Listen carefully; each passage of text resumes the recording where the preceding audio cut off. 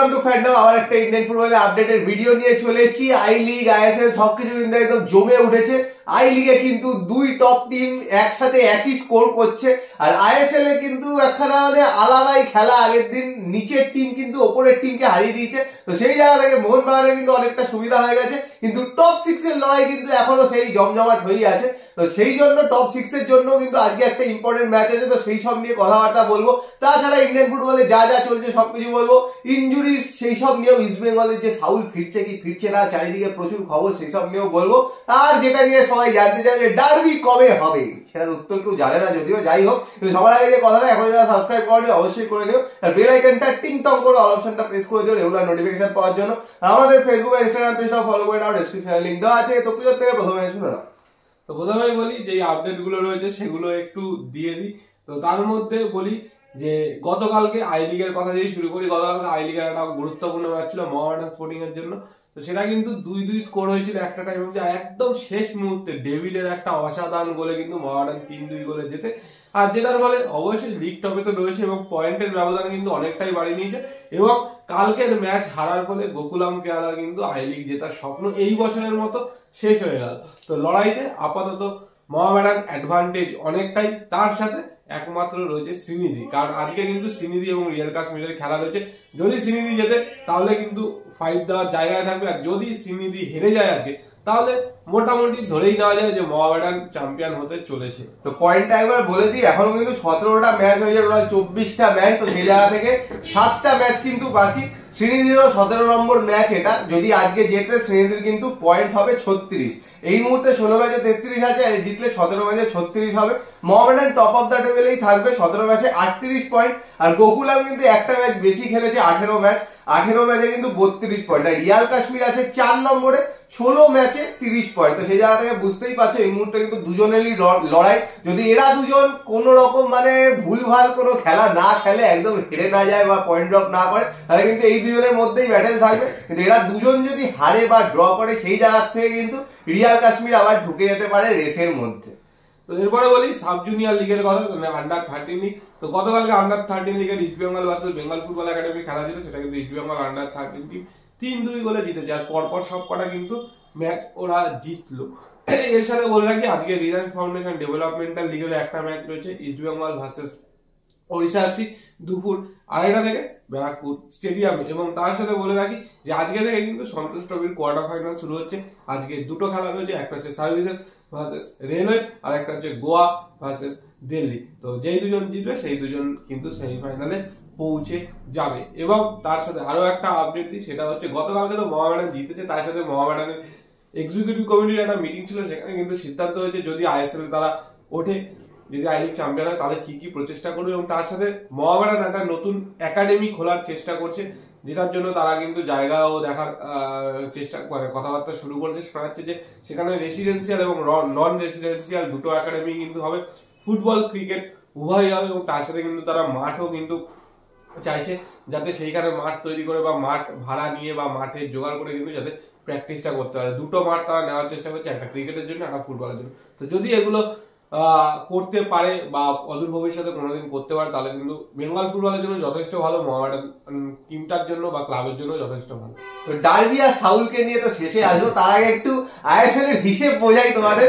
তো ওড়িশা এফসি কিন্তু অবশেষে হেরেছে, আর কার কাছে হেরেছে সে হলো 10 নম্বর টিম চেন্নাইয়ের কাছে। তো ওড়িশা এফসি কিন্তু খেলতেই পারেনি বলতে গেলে আগের দিন, সেই জায়গাতে কিন্তু 2-1 হেরে গেছে। একদম শেষে জর্ডান মানের হেডে কিন্তু 2-1 গোলে ওড়িশা এফসি হেরে গেছে। তো সেই জায়গা থেকে মুম্বাই আর মোহনবাগানের কিন্তু খুব সুবিধা হয়ে গেছে, কারণ এই মুহূর্তে ওড়িশা এফসি 18 ম্যাচে 35 পয়েন্ট, মুম্বাই একটা ম্যাচ কম খেলেছে 17 ম্যাচে 35 পয়েন্ট, আর মোহনবাগান আরো একটা ম্যাচ কম খেলেছে 16 ম্যাচে 33 পয়েন্ট। তাহলে মোহনবাগানের কতটা অ্যাডভান্টেজ হয়ে গেল বুঝতে পারছো। দেখো মুম্বাই যদি পরের ম্যাচ জেতে, মুম্বাই কিন্তু 18 ম্যাচে হবে 38 পয়েন্ট, মানে ওড়িশার থেকে 3 পয়েন্ট এগিয়ে যাবে। ওড়িশা কিন্তু অনেকটাই তার মানে পিছিয়ে যাচ্ছে।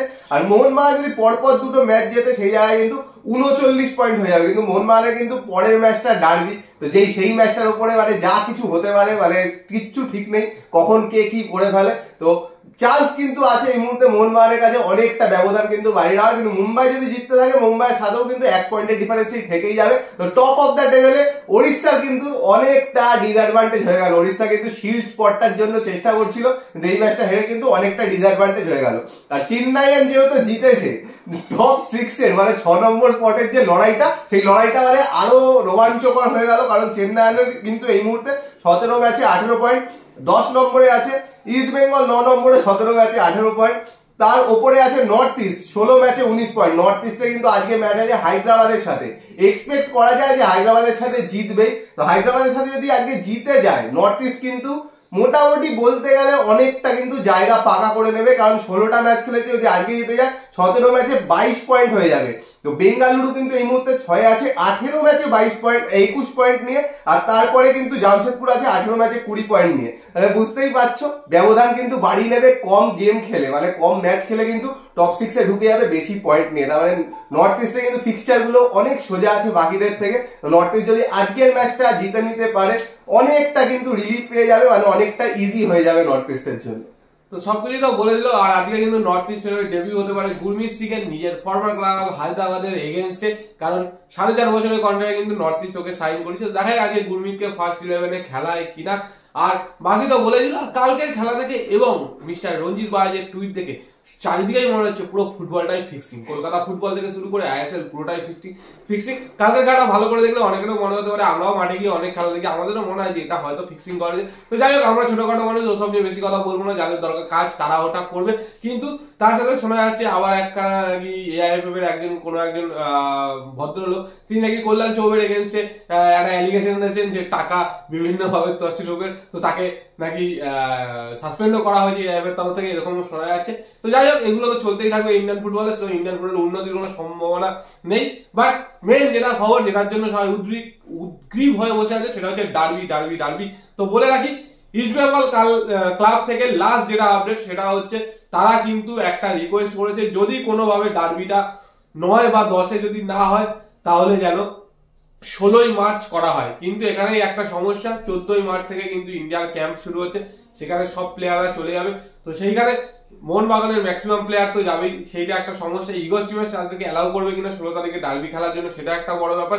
বাট বিধাননগর পুলিশ বা বিধাননগর কমিশনার তারা কিন্তু বলে দিয়েছে তাদের পক্ষে সম্ভবই না 10 তারিখের ম্যাচটা অ্যারেঞ্জ করা। 9 তারিখেরটা তারা চেষ্টা করলেও করতে পারে, কিন্তু সেটা সম্ভাবনা কম। বাট এফএসডিএল লোক একটা কথা বলেছে, যতই শুনেছি, অফিসিয়াল কোনো নিউজ নেই, যে তাদের ক্ষেত্রে ফিক্সচারটা চেঞ্জ করা খুব ডিফিকাল্ট, কারণ পরপর ফিক্সচার রয়েছে। তারপরে যেহেতু ইন্ডিয়ার জন্য খেলার জন্য 30শে মার্চ অব্দি খেলা বন্ধ হবে, তারপরে ফিরে এসে কিন্তু একটা দুটো ম্যাচের পরে কিন্তু প্লে অফ শুরু হয়ে যাচ্ছে। তো সেই জায়গা থেকে তাদের ক্ষেত্রেও কিন্তু সম্ভাবনা কম। তো সেই জন্য চাইছে তারা খেলাটা জামশেদপুরে শিফট করতে। আর যদি জামশেদপুরে শিফট হয় তো হয়তো অর্গানাইজ ইস্ট বেঙ্গলই করবে, বাট অ্যাওয়ে ম্যাচ হিসাবেই খেলতে হবে। তো সেই জায়গা থেকে ইস্ট বেঙ্গল ক্লাব কিন্তু সেটা নিয়ে আপত্তি করছে। বাট পুরোটাই ডিপেন্ড করছে এফএসডিএল এবং ইস্ট বেঙ্গল ক্লাব এবং পুলিশের উপর। দেখা যাক আলটিমেট কি হয়। তো তোমাদের আগের দিনও যা বলেছি, মানে ফুটবলের জন্য সব দিকে তাকিয়ে থাকতে হবে, অন্য কিছু সব স্মুথলি চলবে, কিন্তু ফুটবলের জন্য এর দিকে ওর দিকে তার দিকে চারিদিকে তাকিয়ে থাকতে হবে। তো এটার এখনো কোনো আপডেট নেই, পেলে অবশ্যই জানিয়ে দেবো, কিন্তু এখনো পুরোপুরি ধোঁয়াশা। আর সাউলের কথা জিজ্ঞেস করছে, সাউল কিন্তু ফুললি ফিট আছে। গোয়ার ম্যাচে কিন্তু সাউলকে দেখতে পাবে, এবার কোচ বুঝবে যে কিরকম ফিট আছে, স্টার্টিং থেকেই নামানো যাবে কিনা নাকি পরের দিকে নামাবে, তো সেটা কিন্তু কোচের উপর ডিপেন্ড করে। কারণ ফুললি যদি ফিট না থাকে সেই জায়গায় নামিয়ে দিলে কিন্তু ইনজুরি হলে আরো প্রবলেম, পরে কিন্তু একটা ম্যাচও খেলতে পারবে না, তাহলে আবার যদি ইনজুর্ড হয়ে যায়। তো সাউল এই মুহূর্তে ফুললি ফিট। তো আরেকজনের জন্য খারাপ খবর আছে, সেটা হচ্ছে নন্দা কুমার। তো নন্দা কুমারের কিন্তু একটা ইনজুরি রয়েছে, তো ও গোয়া ম্যাচের জন্য কতটা অ্যাভেলেবেল হবে সেটা কিন্তু আজকে দেখার পরে ডিসিশন নেওয়া হবে। যদি অ্যাভেলেবেল থাকে তাহলেই ওকে গোয়া নিয়ে যাওয়া হবে, নাহলে কিন্তু কলকাতায় রেখেই ওকে যাওয়া হবে। তো যা যা বক্তব্য ছিল পুরো বলে দিয়েছি। আর তোমাদের কি বক্তব্য স্পেশালি ডার্বি নিয়ে কমেন্ট বক্সে কমেন্ট করে জানিও। আর ভিডিওটা পছন্দ হলে লাইক করে দিও, শেয়ার করে দিও, চ্যানেলটা অবশ্যই সাবস্ক্রাইব করে দিও, আর বেল আইকনটা টিং টং করে দাও রেগুলার নোটিফিকেশন পাওয়ার জন্য। তো চলো এখনের জন্য টাটা।